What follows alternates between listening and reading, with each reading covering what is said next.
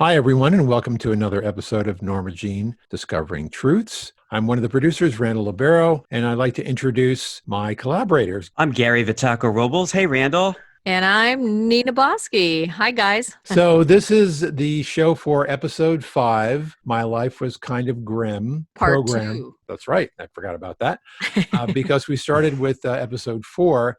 So the first 3 shows were just kind of jumping around in Marilyn's life in terms of time periods. But with the last episode and this episode, we are beginning a linear story. And this episode begins with Marilyn's birth on June 1st, 1926. Welcome, Norma Jean. Yes. She's a beautiful baby girl, and our first scene is in the Los Angeles County Hospital. So, Gary, why don't you give us a little frame for this moment? Well, Marilyn, as Norma Jean, is born to Gladys Baker, who was unmarried at the time. And so a woman during this era having a child out of wedlock was considered scandalous, and unfortunately was also considered somewhat shameful. And words were used for children who were born out of wedlock, ugly words such as illegitimate, which creates a narrative for a child that is extremely negative, that word illegitimate. And so a child would be brought up with that understanding, and it would impact them in a very serious way. So Gary and Randall, we chose to portray Gladys leading up to Norma Jean's birth, not really wanting Norma Jean. And so there's obviously some reasons why we did that, evidence of why we did that, but we also had to make a creative choice. So guys, why did we choose to portray Gladys leading up to this birth of not wanting Norma Jean?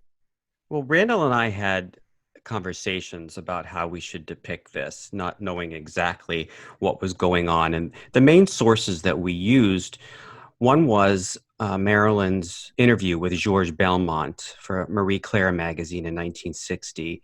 In that interview, she speaks in great detail about her childhood. We also used Richard Merriman's interview for Life in 62. And we turned to My Story, Marilyn's autobiography, written with a ghostwriter, Ben Heck.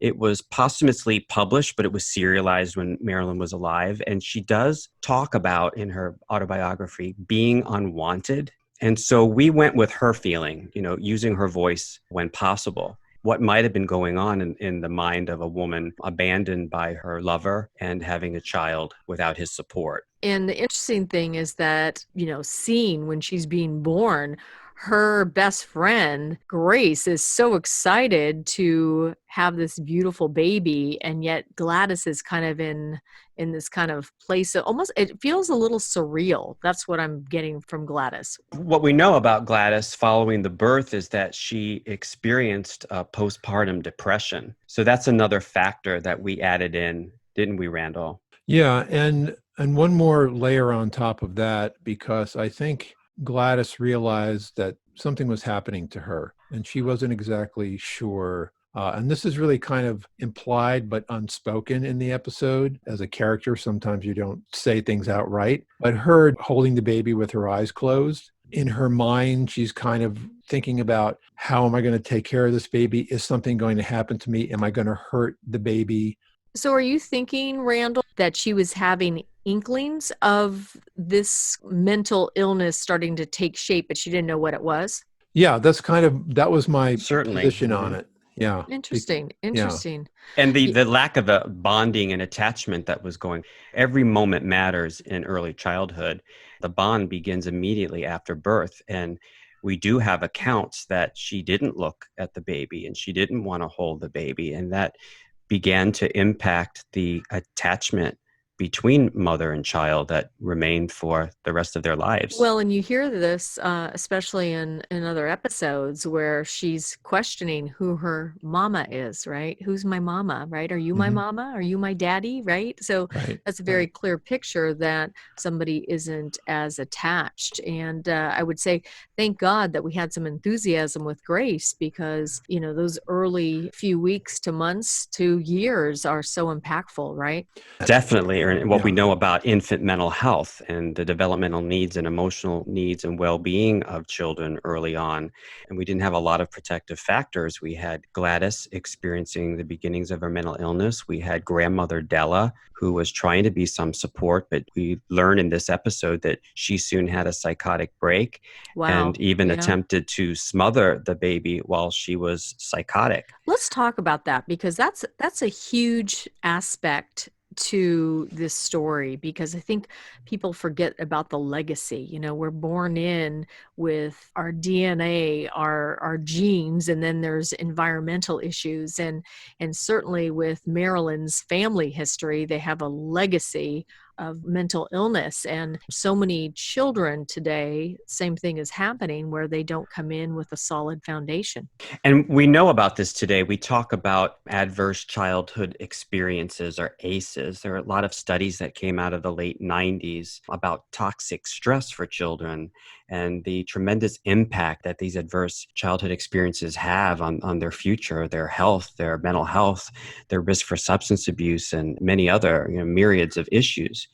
Marilyn, as a child, had multiple adverse childhood experiences, not one or two, although one or two can be significant. As you begin to rack up four of these, they're a huge impact on the life. So we're talking physical abuse, sexual abuse, emotional abuse, neglect, domestic violence, household substance abuse, mental illness in the family, separation from parents, So all I of think, these yeah. things. So I mean, I think the reality is that Marilyn certainly didn't come in with a great foundation, and the challenge is that even with Della trying to help, bringing in the Bollanders, that's a huge issue unto itself, because on one hand you think she's safe, but take it away, Randall and Gary, you guys have definitely put these characters to life. It's very different than when you're just reading about a person versus experiencing them in the acting space, right? Where these characters actually come to life.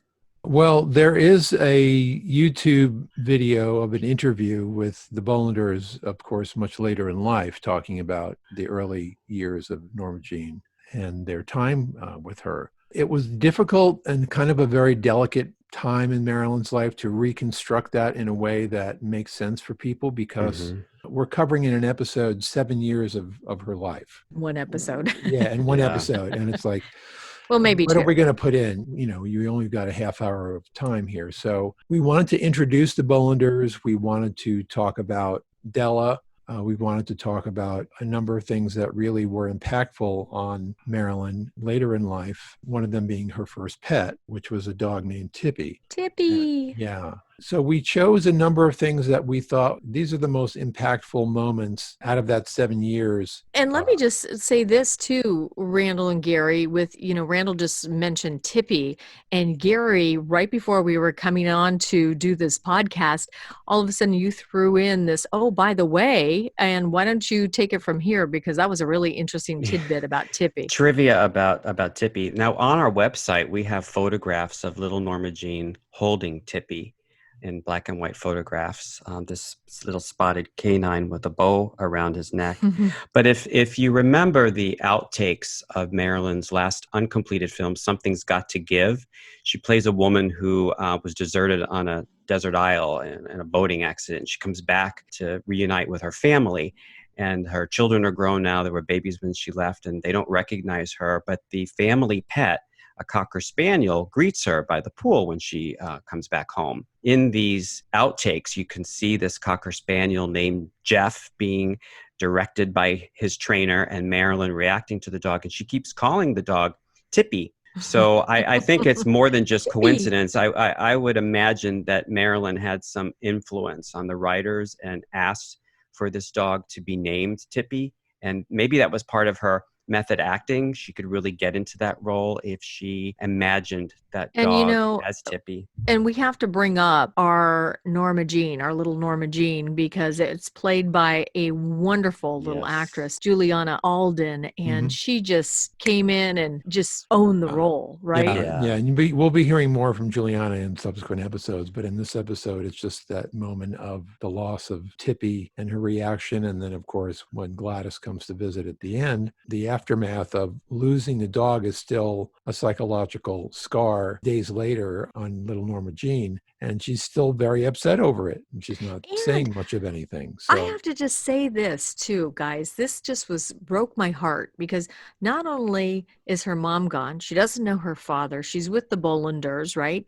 They're harsh beyond harsh. They're I don't today's Physically standards, abusive, yeah, physically yes. yeah, yeah. abusive, and she loses her little Tippy. I remember when I was a little girl and I couldn't keep my cat anymore, and I was like 4 or 5 years old. I had my mom, and I had a lot of love. I think, Support. wow, Overwhelming. yeah. Completely I mean, overwhelming. just I have such a appreciation now, even though I knew her story, hearing it in this way, it allows you to experience it. And it just breaks my heart because, as a little kid, she didn't really have anywhere to go. And this was the only home she knew. These were not her parents, and she wanted to call them mom and dad, but she was reminded that the lady who comes to visit on Saturdays with the red hair is your mom. But to this little child, Albert Wayne and Ida were her parents. And so when her mother, Gladys, is able to care for her at some point and begins to have weekend visits with her, little Norma Jean is being kind of ripped away from the only home she's ever known to live with this kind of stranger lady who Yeah. visits. And she was spending her time hiding in the closet. This is what Marilyn wrote about, and playing with her mom's shoes. And her mom, because of the mental illness, really didn't know how to connect with her. I think we say in the episode that turning of pages were kind of an annoyance to her. So it was very difficult for her to leave this place. She probably loved these people. They were physically abusive, and Marilyn wrote about that they were harsh, used a leather strap. She never used their names, however. She just referred Wow. to them as the couple who took care of me. But it's Yeah. interesting, and we'll learn in later episodes when Ida attempted to visit Norma Jean later. Those around Norma Jean noticed that she would become very sad and withdrawn after contact And with isn't Ida. that such a clear sign? So, for anybody that's listening to these episodes and you can see a little girl or little boy that may be retreating, let's take a little bit more of a curiosity to look under the hood of the why. Are they being just shy, or is there something more going on? Because that to me is a very clear sign that there's something more going on, right? Very much so. And I think it's important that our audience has access to the National Child Abuse And we're going to Hotline. give that away at the very end too. So let's make sure we give those numbers because it's important. I want to bring up Jasper Baker. So Randall, I know you had a good time writing these characters too with Gary. So let's talk a little bit about who was Jasper Baker. Well, Jasper Baker was Gladys's husband that she was married to. And we covered that story in episode 3. So if you Yep. haven't heard that episode yet, where Marilyn talks about her family's past history, go and check that out because it'll make more sense to you if you just jumped in at this point somewhere. Mm-hmm. An important part of the story with Jasper, because in that episode, we learned that Gladys has 2 children already. Yep. And Norma Jean is her 3rd child. So this also being a mother for the 3rd time with this baby, not having a husband and thinking about her other 2 children, as a mother, you think, boy, this child is going to grow up without knowing her brother and sister. Mm-hmm. And Yeah. that pulls on a mother's heart as well, because she doesn't want to have anything to do with Jasper anymore. She's probably thinking about that as well. So all of that is compounding her kind of confusion and the complexities of now this baby is in the world and what's going to happen to it. She can't take care of it. And what about the rest of the baby's family? Well, And all those yeah. things together are all pulling on Gladys's heart. Hey, I've got a question for you, Gary. We talked about Bernice still being alive. Has Bernice ever shared with anybody childhood pictures from when she was growing up with Jackie and Jasper? Are any of those photos floating out there somewhere? She did publish a memoir in 1994. She has lots of photographs of Gladys Young. She, Mm-hmm. I believe she has a photograph of Jasper, but I'm not remembering many early childhood photos. Although we post on the website, Della and Yep. Gladys with little Jackie, the firstborn. Yeah. I think there's Wow. also a picture of little Bernice. So we That's wish so Bernice sweet. well. She's this summer she'll be 101 years old. 101. Yeah. It's really interesting to think that here on 134th Street in Hawthorne is where all of this is actually taking place. You just have Really. to imagine that it wasn't the subdivision it is now with houses right next to each other. Houses were interspersed on farmland, like several acres. The It was streets Road were Street, right? dirt. Or Road Avenue. Was That Rhode Island oh, Avenue. And Della's bungalow is still directly across the street. It looks a little bit different now than in some well, vintage photographs we have. slightly, and the cost is about like well over $1 million, which I just think about it, right? Think about years later, a century later, look at how much it has The increased in terms of value, value, right? sure. I wanted to mention something about the Bollanders because of their background. They were members of the Hawthorne Community Church, and which was kind of Christian fundamentalist type of community. One of the things that I felt it was important for us to convey in this is that even though the Bollanders were a wonderful couple, they were decent people. They really loved her. I Yeah, believe they and they truly really loved loved her. her. They looked at people who did certain things as sinners. And they preached, as we say in the episode, the narrator says they preached heaven and hell, sin and salvation, fire and brimstone. They condemned secular music and movies and all of that. This kind of constriction, emotionally constricted childhood in this form, had an impact on Marilyn as an adult. And matter of fact, in some of her journals, she talks about the psychological struggle where she's still obeying, these Ida as a parent and still dealing with the leftover emotional trauma and scars from that early childhood. a lot Wow. of guilt, tremendous guilt in her writing. Now, she's writing about this at about 30 years old in the mid 50s, living in New York. And she's still working through these issues from her childhood. Yeah, because even people always talk about how difficult she was to work with, and directors, and being perceived as having problems with temperament and character. We can start to see the tie-in with that, right? I mean, it's just really interesting too, because there's reasons why people act the way they act. They don't just wake up one day and decide to be difficult.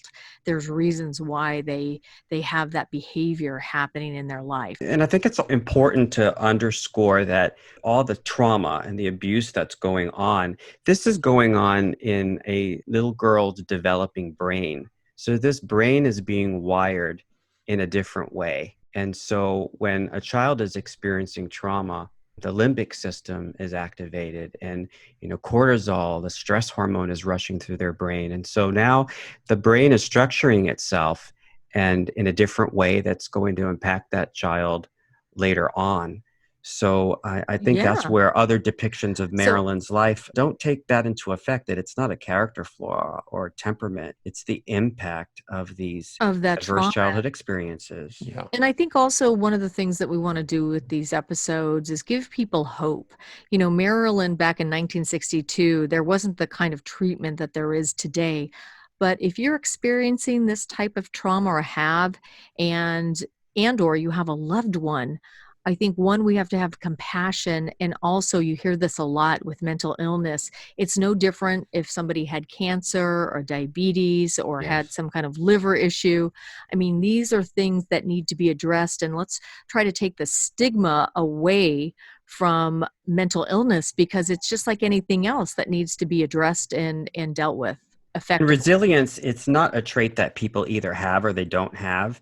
It involves behaviors and thoughts and actions that could be learned and developed. So anyone can develop resilience and look for protective factors that could mitigate these things. Even though horrible things might be going on in a household, the neighborhood itself might be safe, or that child might have access to healthy people or positive relationships. They say if a child could have one healthy relationship, that one person could make such a tremendous difference and mitigate some of the impact of the other negative things that are going on that might seem very Definitely. pervasive.